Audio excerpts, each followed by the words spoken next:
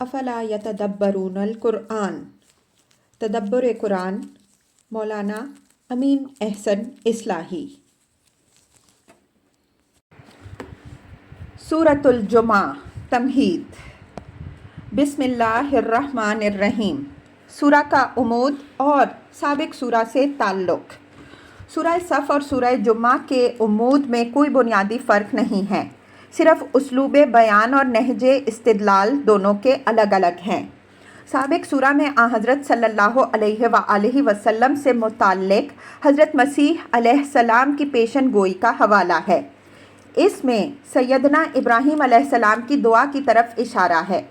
بنی اسماعیل کو متنبع فرمایا گیا ہے کہ اگر حضرت صلی اللہ علیہ وآلہ وسلم کی بعثت کی شکل میں اللہ تعالیٰ نے ان کو جس عظیم نعمت سے نوازا ہے اس کی قدر کریں، یہودیوں کی حاسدانہ سازشوں کا شکار ہو کر اپنے کو اس فضل عظیم سے محروم نہ کر بیٹھیں۔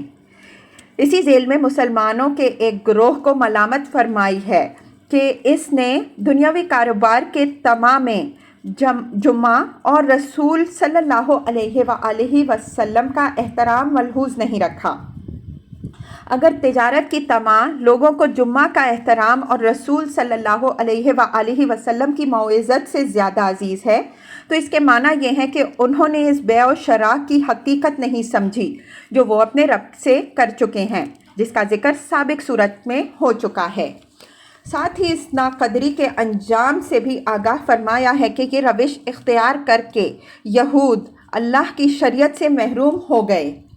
مسلمان فلاح چاہتے ہیں تو ان کی تقلید سے بچیں۔ سورہ کے مطالب کا تجزیہ۔ آیات 1 تا 4۔ بنی اسماعیل کو یہ یاد دہانی کہ اللہ تعالیٰ نے تمہارے اندر جو رسول مبعوث فرمایا ہے وہ تمہارے جد امجد حضرت ابراہیم علیہ السلام کی دعا کا مظہر ہے۔ یہ ایک عظیم فضل ہے جو اللہ نے تم کو جاہلیت کی تاریکی سے نکالنے کے لیے تم پر فرمایا ہے۔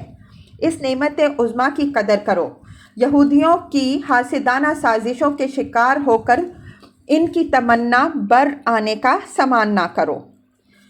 آیات 5 تا 8۔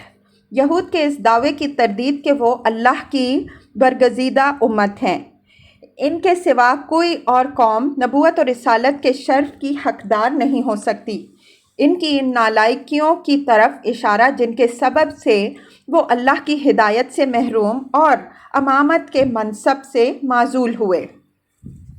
آیات 9 تا 11۔ مسلمانوں کی ایک غلطی پر جو جمعہ اور پیغمبر صلی اللہ علیہ وآلہ وسلم کے خطبہ کے احترام کے معاملے میں کچھ لوگوں سے صادر ہوئی گرفت۔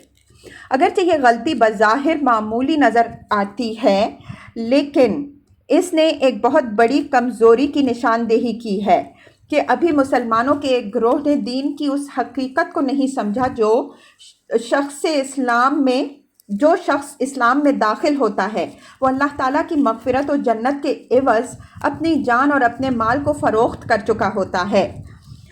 یہ بات اس کے ایمان کے منافی ہے کہ کسی اور دنیاوی کاروبار کی طمع اس کو اللہ اور رسول سے بے پرواہ کر دے۔ یہ یہود کے نقشہ قدم کی پیروی ہے جس سے مسلمانوں کو سابق سورہ میں روکا گیا ہے۔ یہود نے اسی طرح کی غلطی کا ارتکاب سبت کے معاملے میں کیا تو اللہ نے ان پر لعنت کر دی۔